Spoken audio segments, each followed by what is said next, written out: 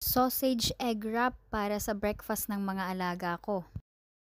Ito naman ang mga sangkap na kakailanganin natin: tortilla wrap, itlog, at sausage. Ito lang yung ginawa ko guys, tinost ko lang yung tortilla wrap sa magkabilang side gamit ang kawali at hinati ko sa dalawa para sa dalawang alaga ko. Magpainit naman na tayo ngayon ng mantika sa kawali at iprito muna natin ang itlog. Hinati ko ulit yan sa dalawa para sa dalawang alaga ko. At saka ko naman siya nilagay sa ibabaw ng tortilla wrap. Ito naman ang sausage na nilagyan ko ng hiwa ang paligid para madaling maluto hanggang sa loob.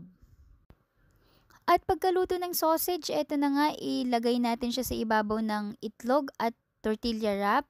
Dahan-dahan at maingat natin siyang irolyo katulad nito.